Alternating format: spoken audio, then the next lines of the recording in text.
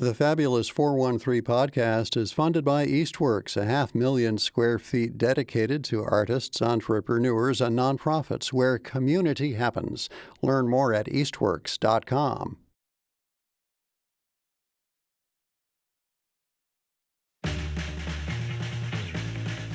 Welcome to the Fabulous 413. I'm Khalees Smith. And I'm Monty Belmonte. And hey, look, we're back from vacation. Ooh, just kidding. It's nice to be back. Sort of. And as school vacations are on the verge of also ending, there's a last summer blowout concert that brings local musicians on stage in the guise of other musicians to raise money for arts programs in Northampton.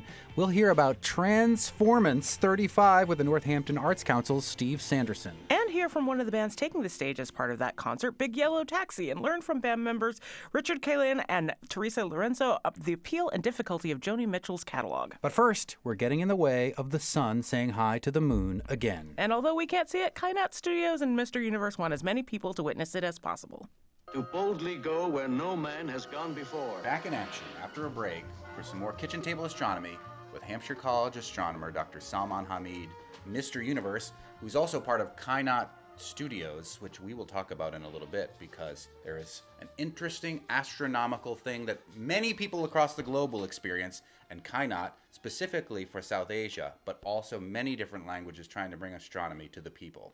I will say, though, that as a board member of Amherst Cinema, I spent 2 separate days of my vacation at Amherst Cinema as part of the Kurosawa Film Festival, which was fantastic. I saw Throne of Blood, which is Kurosawa's take on Macbeth. I was kind of hoping he would change the story up a little bit, but he didn't. It's the exact same story, except for a couple small details. But High and Low, incredible movie, and I'm excited to see Spike Lee's take on it with his highest to lowest, which is his interpretation of High and Low. So cool on Amherst Cinema. Absolutely. And there is also other classic series also going on. I saw Playtime, the Jack Tati film, and that was phenomenal. And again, it's a movie that is hard to see at home because there is so much stuff happening. The entire screen is filled up. Really fantastic. So if you get a chance, I'm not saying that just because I'm on the board of the Amherst Cinema, but that's incredible stuff that is available over there. Go and see. There's a classic series.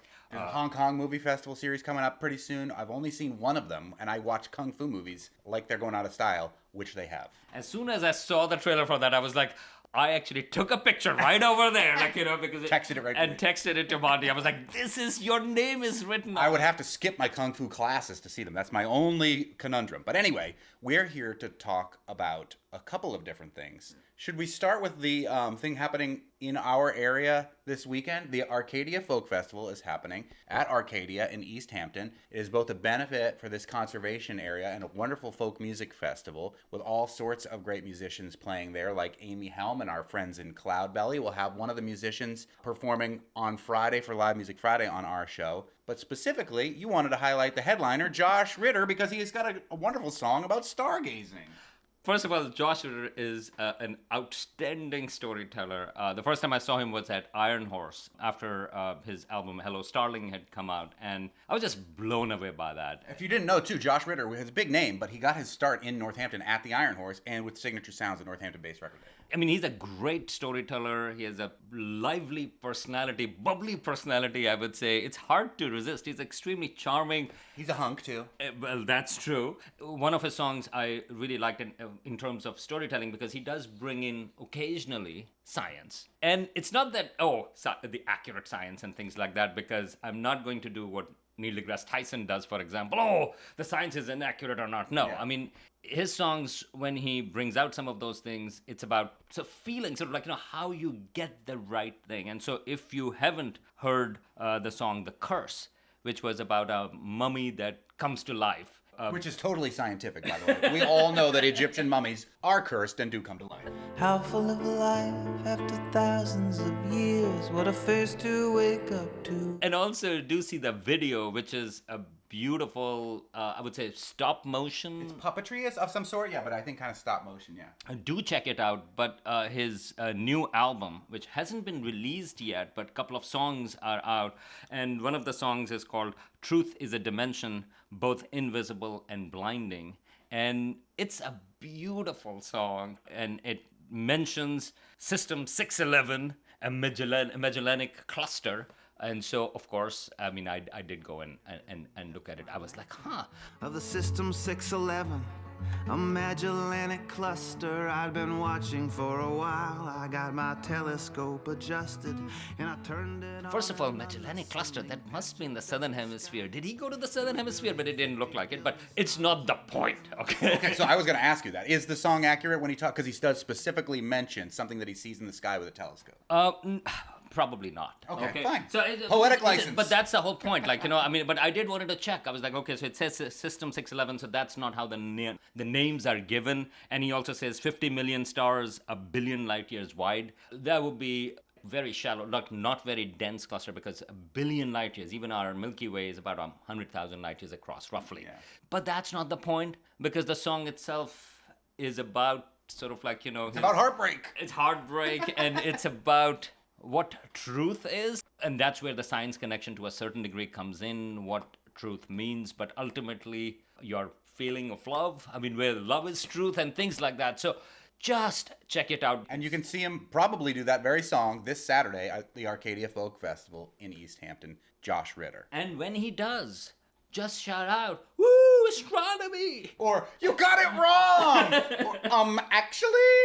No, don't shout No, any of it's those a beautiful things. song. It has absolutely zero bearing on, like, you know, whether the system exists or not, because I think this song is more true than astronomy. Wow, how about that? Well, one thing that is true in astronomy that we missed because we were off last week is in our closest, our nearest star system, besides the sun, some very exciting news. Right. So the closest star system is the Centauri star system, and there is Alpha Centauri, which is basically there are two stars orbiting each other closely. Those are sun-like stars, and they have always been of interest to us because they are only 4 light years away, meaning to say light takes 4 years to get to us. So no, they're not very close, but still. But still, wicked close compared to most stars. Even our sun takes 8 to 9 minutes for its light to hit us. That is correct. And this is 4 years. So much farther. But still much closer than anywhere else. Yeah, even the center of our galaxy is about 30,000 light years away. So this is, so if or when, however you want to think about your mood and how optimistic you are. So if or when humans are going to do interstellar travel, Centauri star system is probably going to be the first one, especially if there are planets around it. So people have been looking for planets. As we know so far, astronomers have detected over 5,000 planets, and detecting planets is difficult. You are looking for a faint object right next to a very bright star. You have to have the right orientation and various methods and so on and so forth. People weren't sure initially that whether binary stars could have planets or not, but now we know that they can. But this system is interesting because it's not just a binary, but there is a third star that is also orbiting there, which is Proxima Centauri, but it actually orbits around the other 2 stars. But that is a much smaller star than our sun. It's a red dwarf. And so far we know that there are 3 planets that orbit around Proxima Centauri. But for life purposes, which oftentimes we are interested, can there be life or not? Well, the problem with that is that those small stars have a lot more magnetic activity, they have a lot more flares, and probably not the best place for potential life. But sun-like stars, because we know at least one sun-like star has not just life, but kind of intelligent life, but sort of like, you know, but it's there. So we are much more interested in that. So there has been a search for that. And so far, astronomers had not found a confirmed planet around the 2 sun-like stars that are part of the Centauri system until now. And this is actually interesting. James Webb Space Telescope, we keep on talking about that. It's actually designed to look for planets. And one of the techniques that it uses is basically it blocks the light of the star. So it's called a coronagraph. It's like creating your own eclipse. Mm-hmm. And so it blocks the light of the star and then looks for sort of like, you know, is there a planet nearby or not? In August 2024, one of the stars around it, Centauri A, with capital A, they found a dot next to it. And it looked like potentially is a planet. But here is the thing about astronomy. Just because there is something right next to a star, you don't know. If you just take a picture, whether this is some really far away galaxy that you are picking up and that happens to be right next to the star, or maybe an asteroid which is in front, meaning to say much closer to us, and it just happens to be next to us or not. So they actually astronomers have been very careful. So this is again one of those things that, hey, what is this? I don't understand what it is. It must be a UFO. That's not how things work. They did not jump to the UFO conclusion. They didn't even jump to the planet conclusion. They said, maybe it's a planet. And so then they actually looked for sort of like any ways that they could get rid of this thing, because that's how science works. Like, can we explain this in any other way? They could not. Then they did actually repeat observations. So this planet, they were trying to look back again, and they actually did not find it. They tried to look at it in February of 2025, and then again later on, early this year. They did not find that. So they were puzzled by it. What they are saying, the astronomers are saying right now, is that most likely it's a planet, but with an elliptical orbit. That when they observed it in August of 2024, it was farther away, and now it is probably much more closer to the star, and it is in its glare that they cannot, even with a chronograph, they cannot actually detect it. But they ran various models to figure out how do you explain that earlier observations, and pretty much the model suggests that this is a planet the size of Saturn, and they think that it is probably in the habitable zone of this star. So Earth is in the habitable zone, meaning to say that water can exist in liquid form. This is a bigger planet, probably the size of Saturn, so probably it's a gaseous planet, but we don't know.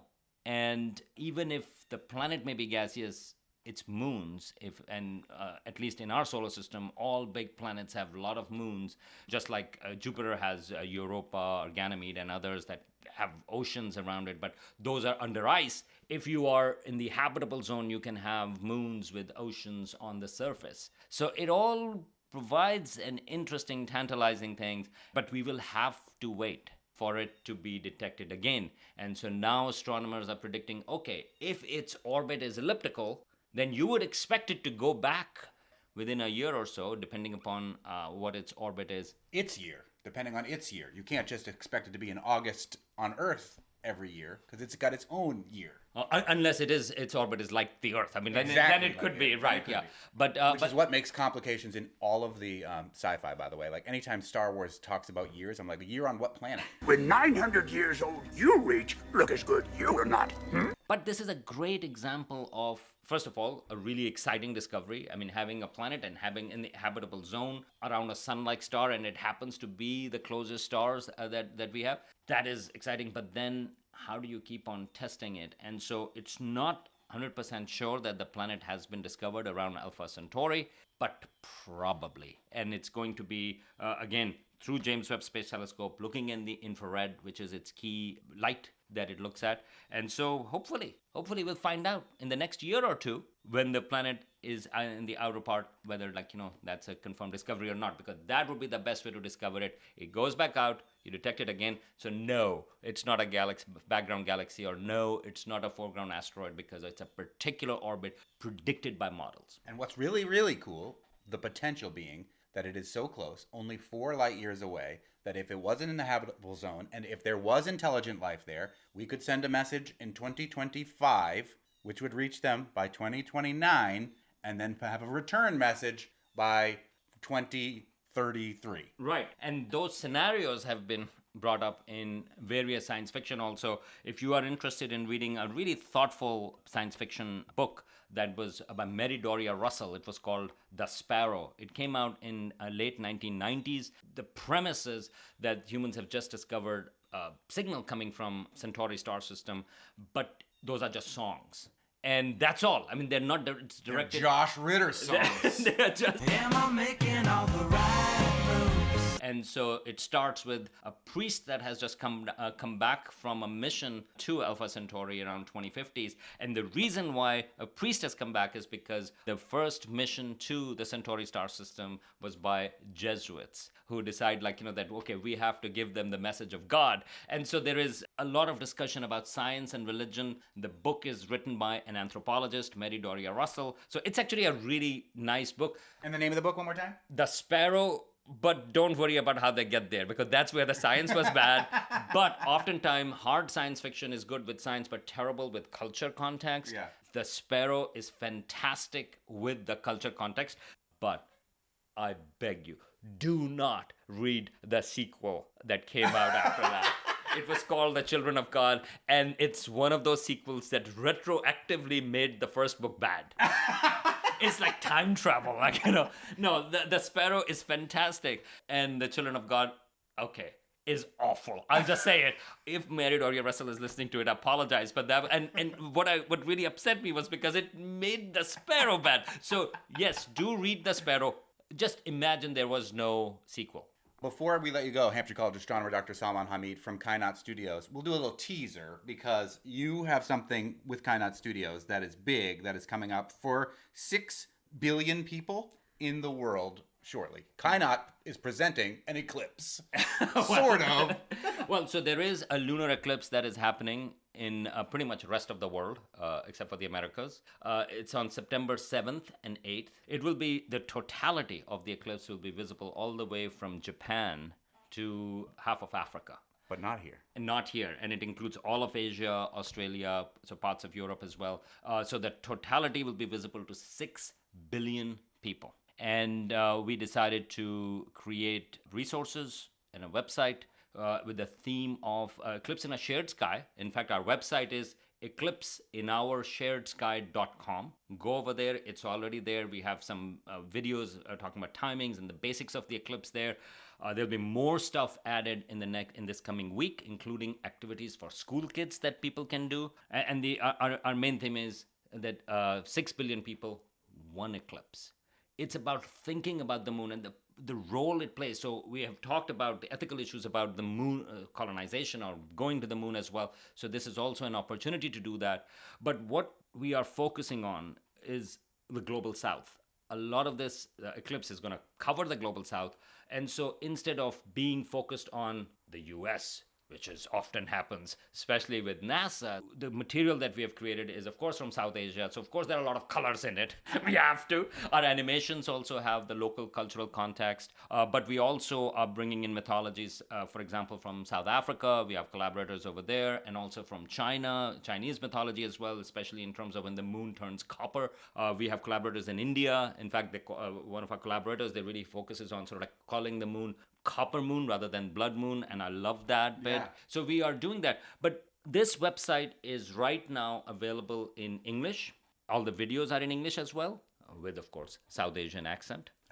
And but it's also available in Urdu and Hindi, because we can all speak Urdu, which is also understood as Hindi as well. So those are also available in Urdu and Hindi. In fact, one of our co-hosts is from India. So it's all a mix. So it's English, Urdu, and Hindi, but we are also planning on expanding it to Chinese as well. But this is just the beginning. We are trying to create a foundation for having conversations about space and astronomy, to building curiosity about the world. And and curiosity is the key to thinking about science and other things in other languages for audience that doesn't generally gets the full attention. But we are centering the global south in this stuff. So just check it out. This is a great opportunity. This is just one of the eclipses. Eclipses, as it turns out, happen relatively... Especially lunar eclipses. Lunar eclipses happen relatively frequently. So, but we are using this opportunity to bring attention to, that we all share the same sky. These boundaries don't exist up there. And that website, one more time, is eclipseinaoursharedsky.com. Thank you, Mr. Universe. Pleasure, and we'll talk more about it as the time comes close. And I knew beyond a shadow my discovery was Up next, we'll hear about Transformance 35 with Northampton Arts Council's Steve Sanderson and get a preview of one of the bands that'll be performing amongst the over 20 at the Pines Theater, Big Yellow Taxi. You're listening to the Fabulous 413 on 88.5 NEPM. that left me to search the sky. So I went.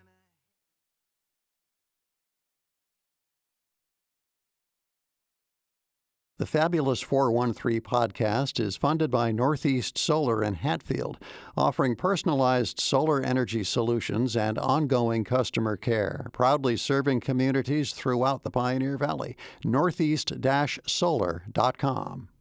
The Fabulous 413 podcast is funded by the UMass 5 College Credit Union, dedicated to creating access to financial well-being for local people, businesses, and communities. Insured by NCUA, umass5.coop.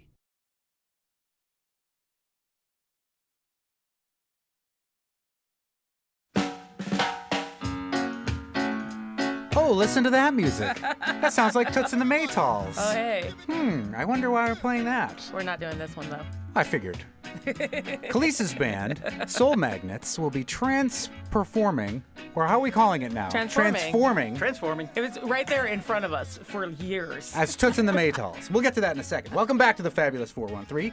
The Northampton Arts Council has curated a unique and thrilling musical odyssey annually at the Pines Theater in Look Park for the past 35 years. Transformance, formerly known as Performance, but for very many years known as Transperformance, is a one-of-a-kind experience in Western Massachusetts where our beloved local musicians step into the shoes of their favorite musical artists that align under a chosen theme.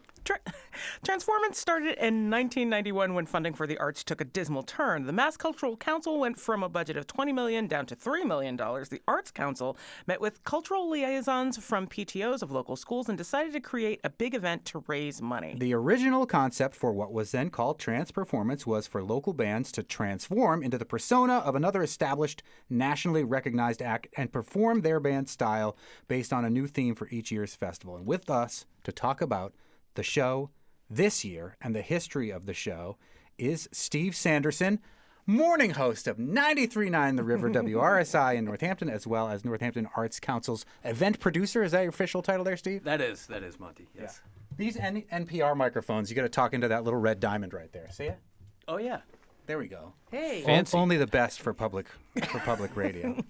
And also from the band Big Yellow Taxi, who performs the music of Joni Mitchell and who will perform the music of Joni Mitchell at Transformance tomorrow, to Teresa Lorenzo and Rich Kaline. Thank you so much for joining us. Thanks for having us. Yeah.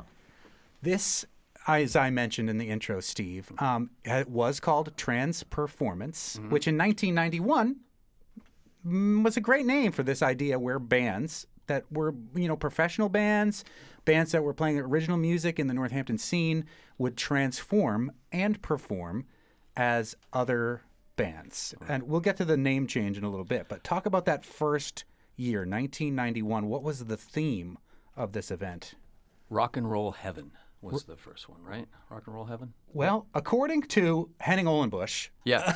which I definitely, if he says it, it's true. 1991, Lookstock, the performance That's right. piece. That's right. Rock and Roll Heaven came a couple of years later, didn't Yes. it? Yes. Yes. Yeah. A big thing. Henning Ohlenbusch of the Fonz and School for the Dead. Does he still call that band that? No, it's Gentle Hand. Gentle Hand. Right. And he is also, his alter ego is Turkey Anderson. Turkey Anderson. He has created a spreadsheet talking about the 35-year history of this event. And Lookstock, the performance piece, curated by the former head, or the current head of Young at Heart Chorus, who was formerly of the Northampton Arts Council. And our friend Johnny Memphis had a lot to do with it as well. Bob Silman is the person I reference, who was really kind of the brains behind the beginning of this, right? Yeah, and he'll tell you, if you want to talk about the name just a little bit more, he'll tell you that the name Transperformance didn't come up until about the third year. Aha. Yeah. So, it says Lookstock, the performance piece, was year one. 1992, Beyond Karaoke, which now you kind of get the idea behind what's forming with this idea. Dick Clark Look Park was 1993, but then perhaps the first one that was called Transperformance is Rock and Roll Heaven in 1994. That sounds about right. I didn't start working with Transformance until 96. It was a night at the Opry, and it was the first one that ever got rained out of the Pines and moved to John M. Green Hall. That's a big venue to move to. The Pines is a big venue, too. But that's awesome. Yeah, that's great. Because now we just wait until Wednesday and hope. And I see now that Dar Williams played at that one, in 1996 and performed as Loretta Lynn. So amazing who you can see at this, from our local scene, performing these great covers. It is. And one of my favorite things is the surprise every year. Somebody you may have never heard of just absolutely slays on stage, and it's my favorite part. Yeah. Every year somebody just shines, and you're like, "Whoa, where did you come from?" Thank God Henning made this spreadsheet because I'm trying to see. I remember Heather Maloney. Yeah. As Amy Winehouse. Amy Winehouse. I was trying to double check to see if that yeah. was true, but a lot of people had not been exposed to the music of Heather Maloney, who's now a national touring artist, coming out there and belting out these Amy Winehouse songs. It was pretty incredible. Our friend Frank Pedalaro from King Radio just gave me 3 tracks that he has been working on. Our friend Dan Richardson, who's the sound engineer for many, many years, and he had been multi-track recording a lot of these performances, and Heather happened to be one of them. And Frank brought me this morning a track of Heather as Amy Winehouse, mixed perfectly. It was amazing. Well, I can't wait to hear that. Dan does the sound for Stone Church, I still Yes. believe. Yes, Yes, he still does. He's great and a big part of this. And the thing that's really great about this event is how many people in the community come together to raise money for arts in the Northampton School. And as we mentioned in the intro, major cuts to arts programming are what led to this event. Fast forward 35 years, here we are. It's still Here we are happening. again. with more major cuts to arts programming across the country and the state. Yep, it's always the arts first, isn't it? Yeah, it seems to be. Perhaps because it's the most dangerous. If we can silence the poets and the artists and the comedians first, it's easier to get everyone to follow in line. And just generally undervalued. Like people appreciate art, but they don't necessarily understand the work that goes into making it happen and making it happen well. Yeah. So it's like you're going to a show, but like that's hours of practice, not to mention like pedals, instruments, like rehearsal spaces that you've got to pay for. Like art is not free. And like it may in some cases be free to enjoy, but it's definitely not free to make, no matter what your medium is. So like hopefully along the way someone will understand that and maybe like occasionally pay us. Yeah. Well, that's the goal. Yeah, there you go. Right. And the Northampton Arts Council does give out art grants. That is not what this particular event is a fundraiser for, but that is part of the mission of the Northampton Arts Council, right? Steve Sanderson of Northampton Arts Council? Yes, mostly yes, and no. Some of this money will go into the grant pool and earmarked directly for the public schools. Like if a teacher has a project that they want to work on, they come to the Arts Council and they go, this is the project, they present it, and this money goes right to them. Like there's a fast track for our public schools and our art teachers and our music teachers. Do you know of any projects that Transperformance has helped to fund over the years? Oh, yeah.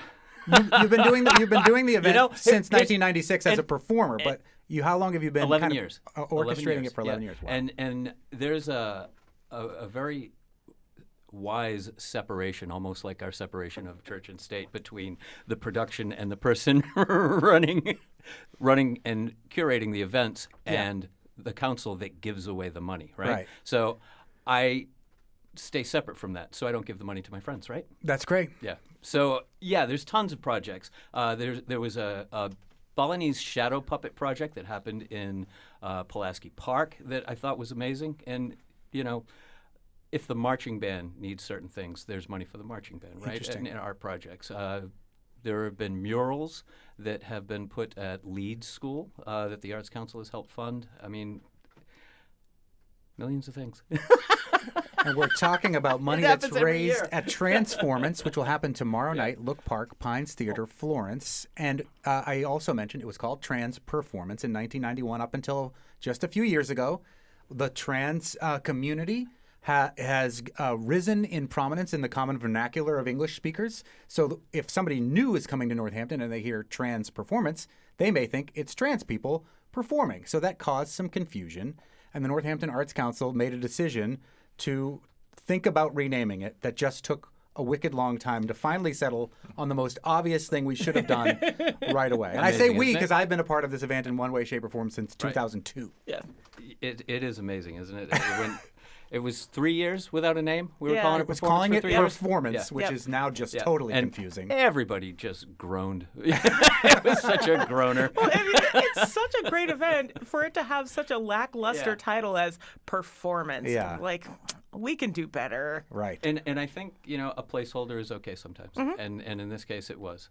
And correct me if I'm wrong, but a frequent guest of our Live Music Friday and oftentimes frequent performer with many different acts at this event, Ken the Fury Muri, is the first person I heard suggest, why don't we call it Transformance? instead of transperformance. Is that true or untrue? Even if it's not true, I will give Ken the Fury Muri the credit for anything. He deserves the credit for everything. He can literally sit in with any band that's playing and figure out what the song is to sit alongside them. I performed as Meatloaf one time at Transformance, and he did not rehearse with us. Yeah.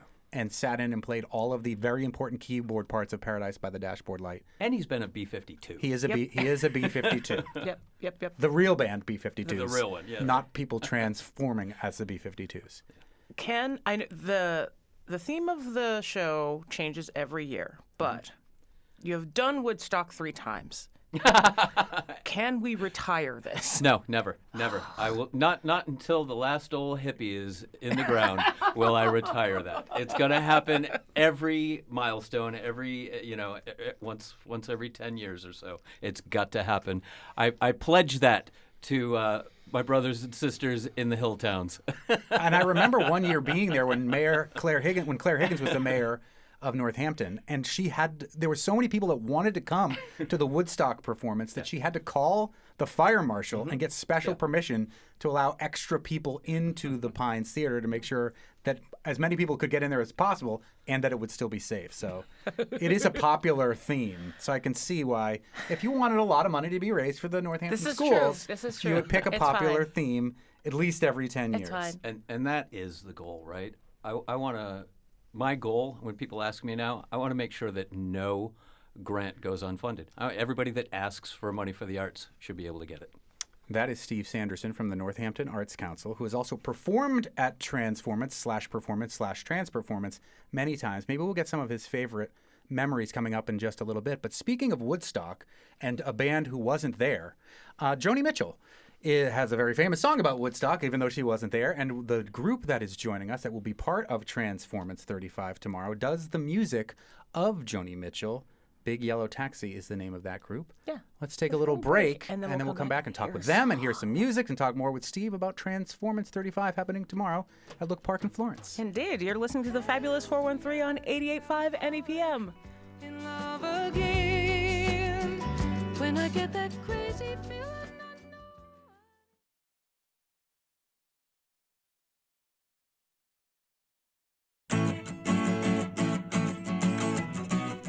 Welcome back to the Fabulous 413. We are talking about Transformance 35. It is a big fundraiser at Look Park for the Northampton schools and specifically arts in the Northampton schools at the hands of the Northampton Arts Council. We're joined by the events programmer for the Northampton Arts Council and morning show host of 93.9 The River, Khalees and my alma mater, Steve Sanderson. And before we introduce you to the band Big Yellow Taxi... We didn't mention what this year's theme is yet. What is this year's theme? Well, I'm looking at you, Khalees. What do you think this year's theme is? I received a phone call at 3 in the morning one time. And, You received an email from me. I sent an email sometime in the early, because the theme gets chosen by an interesting way. Like sometimes people will have ideas and they'll pitch you. And I had an idea earlier this year due to the current political climate, and I sent Steve an email that said, "Hey, do you have a theme for Transformance yet? If not, what do you think about no U.S. bands, no American bands, as sort of a immigrant solidarity thing, because there's a lot happening." And Steve sent me an email back that said, "I love it. Let's have coffee." And I forgot the coffee part. You just didn't show up? I didn't schedule things. Nevertheless. Oh, and then there was a follow-up email that said, "Monty says we should call it Immigrant Song." Did I? Yes. Yeah. I have no recollection of that. I might remember to go to coffee, but I don't remember any good ideas that I've ever had. Yeah, so everyone that was confused about what this theme was, it is our fault. We came up with the theme for this year's Transformance. Immigrant Song. And so people will all be performing as immigrants. So I mentioned earlier when we played Toots and the Maytals that Khalees's band, Soul Magnets, will be performing as them, of course, from Jamaica. You'll also be in another band. Yes, my other band, Extemper, is performing as Bjork. And joining us from the Valley. Is Bjork. But pretend from... No, that would be amazing, though. Thank you very much for having me on your show. Thank you. My dress is a swan. I hope your dress is a swan tomorrow, because that's another big part of it, where you dress up as the acts you're performing as frequently. And I will also say I have been a part of it since 2002, most years, and I'm a host, although I have musically performed a couple of times. And I think I have 6 or 7 different potential outfits to change into to host as tomorrow, including as my own grandfather. I love that. Who is an immigrant from Italy. So we'll see what that brings. When we start talking about favorites, I want you as a cherry tree was my favorite. I don't remember why I was a cherry. I no, do. now I do. They cut down cherry trees in Northampton, and I dressed up as a cherry tree, a Buddhist cherry tree, because they made that cherry tree a Buddhist monk. Yes. Only in Northampton. But from Canada, fake Canada, really from the Valley, is the band Big Yellow Taxi. Rich Kaylane and Teresa Lorenzo are Big Yellow Taxi all the time, doing the music of Joni Mitchell all over the place. They are playing in Maine this coming weekend, and they're playing in Newburyport next weekend, and they've played at the Shea, and they will be playing at other venues in the Valley very soon, but they will be playing as Joni Mitchell tomorrow at Transformance 35. Let's first do a Joni Mitchell song, and then we'll talk with the band. All right.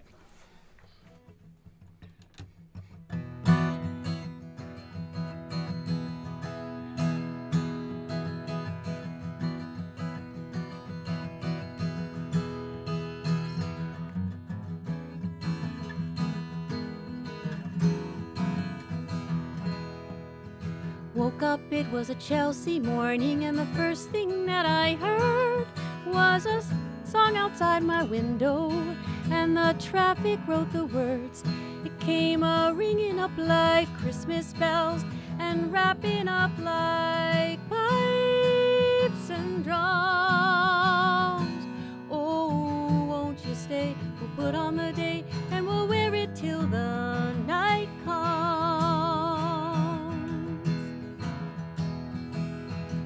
Woke up, it was a Chelsea morning, and the first thing that I knew was a rainbow on my wall, and I screwed up the words. Blue, red, green, and gold to welcome you, crimson crystal beads to beckon. Oh, won't you stay? We'll put on the day. There's a sun show every second.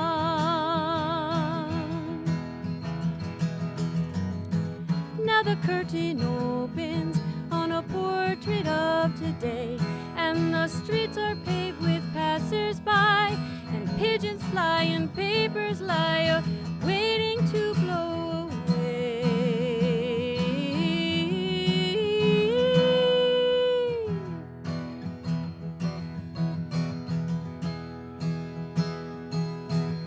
Woke up, it was a Chelsea morning, and the first thing that I knew, there was milk and toast and honey, and a bowl of oranges too, and the sun poured in like butterscotch and stuck to all my senses.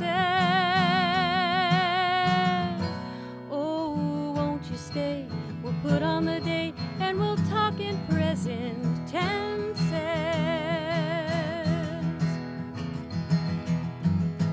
When the curtain closes and the rainbow runs away, I will bring you incense owls by night, by candlelight, by jewel light, if only you will stay. Pretty baby, won't you wake up? It's a Chelsea morning.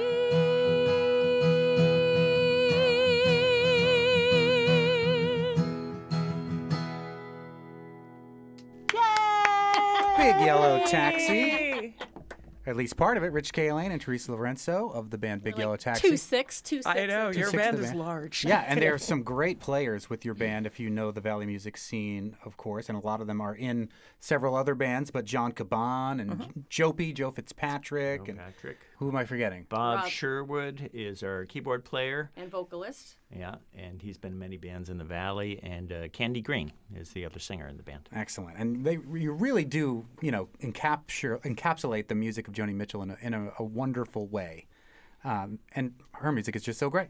How many guitars do you keep on stage? Because all of her songs are in different tunings. Yeah. Including bass guitars? There's so many. We have one song where Bob, who can also play everything, but he plays bass as well, so we have 2 basses. So John usually has 4 or 5 guitars. I usually have 2 plus a bass, so... And how many times do you have to 8. retune to do Oh. it? How do you keep track of? Because Joni is famous for having... She has 51 tunings. Yeah, they're all insane. Like, Most bands have 1 or maybe 2. 51. right. Yeah. Extempor's got 1 song in open D, and I have to bring a whole other instrument, Yeah. like make other plans to bring things. Oh, and we she's have got to, like, 50-something tunings. We have to choreograph when Oh, and this there's- song's going to be played so we can retune for that one. Do you I have have to to be- label I the have to- guitar like, okay, this is... No, I mean, they know it, but the one thing that's hard is I have Most to of be the like time. charming and funny and informational while he's tuning. Oh, yeah. You know, that's always, it's like, so there's more than just singing for me. I have to have like a personality like you. Yeah. Oh. Banter. How kind. And that's Teresa Lorenzo of Big Yellow Taxi, who'll perform at Transformance 35 tomorrow. Steve, this is a little bit of an outlier because Big Yellow Taxi performs the music of Joni Mitchell all the time. It's a stretch for us, yeah. But most bands that are performing don't perform as the catalog of other bands exclusively all the time. Right. Well, there's a theory out there that a true trance performance is doing the style of the international artist in the style of your band. Aha. But there oftentimes is costumes, etc. Oh, as there should be. Yes, there there should should be. always be I do. costumes. If the shipping gods are all kind, I will have a swan dress. I had to fast track 2 mustaches to my house. I'm actually Spirit going to wear. Halloween. I'm going to wear a blonde wig tomorrow. Oh, wow, because you don't usually do that. I refuse to do that. I refuse to be one of those tribute bands who dresses like I just want to do the music, but I bought a blonde wig. Yeah, because I it's did. Transformance. You got to Yeah. do that. You got to transform fully. And tell us some of the other bands and who they're performing as. Or if you forgot, I do have the whole list. In Yeah, front you of have the list right there. I know you do. That's why I didn't bring it. But I'm looking forward to India's Sade. Yep. me. Oh, yeah. Very much so. Oh, yeah. Andy, who's been on the show at least twice. Yeah, yeah, that's great. I know I have a little talking about costumes. I have a small part in that. I won't tell you exactly what it is. I also have a costume that I'm very excited about. But you're not going to reveal? I'm not going to. I'm really excited for the music. I can't remember who's doing it, but the music of Nick Drake and also Yaz. Chris Goudreau as Nick Love- Drake. Very excited for that. Love Yaz. Excited for the Fonz as Courtney Barnett. I'm excited about that as Yes. well. It's gonna I'm be also great. excited about True Jackie as the Bevs. That's Yes. going to be delightful. Yeah. It makes me all the more a little upset that my third band. I shouldn't be mad that I can't get 3 bands in this thing, but like I was going to pitch them if all the members had been in the country for the performance of this Japanese band called the Pillows, because I wasn't sure if anybody was going to do a band that didn't originally write songs in English. So at some other point we'll have to do this again, I guess. Oh, well, that would be really. You have to learn songs in totally foreign languages. I'm going to be La Hasa de Sela for that. Oh, nice. Spoiler alert, one of my hosts will be performing an a cappella song with the audience in Italian tomorrow. Oh, Nice. Oh, all right. Is it Bella Ciao? Spoiled.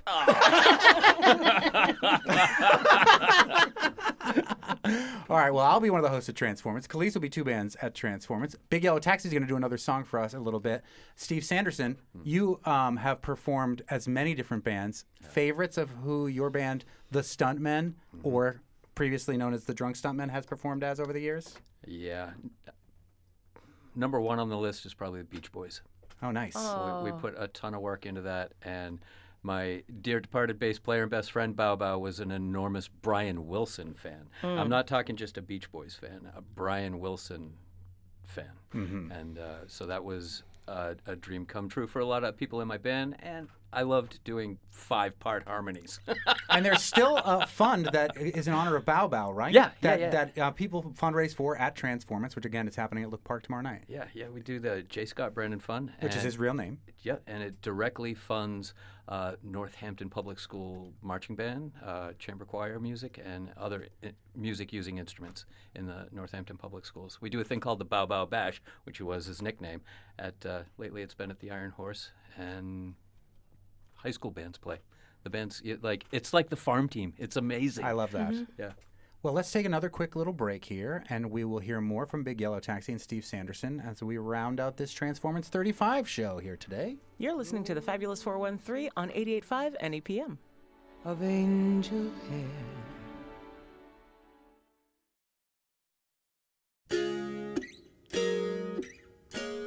Aww.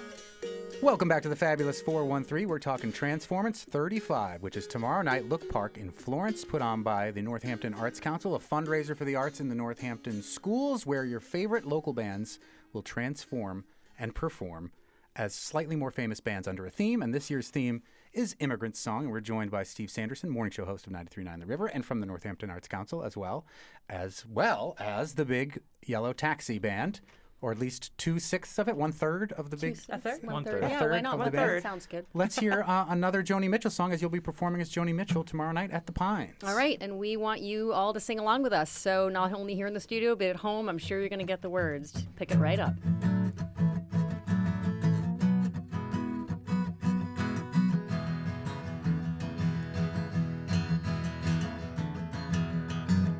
We paved paradise, put up a parking lot with a pink hotel, a boutique, and a swinging hot spot.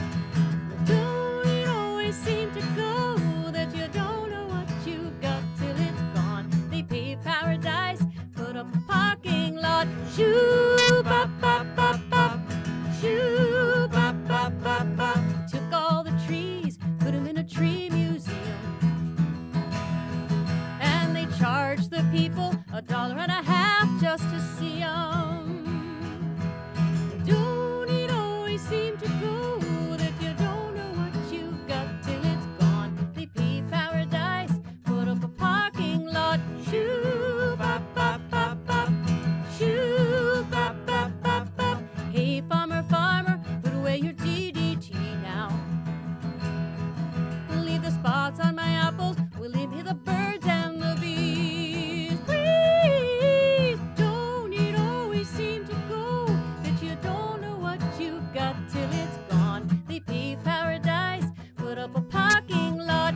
Shoo bop bop bop bop, shoo bop bop bop bop. Late last night, I heard my screen door slam. Well, a big yellow taxi came and took away my old man again. Well, don't it always seem to go that you don't know what you've got till it's gone? They paved paradise, put up a parking lot. Shoo bop bop bop. I said, don't it always seem to go that you don't know what you've got till it's gone?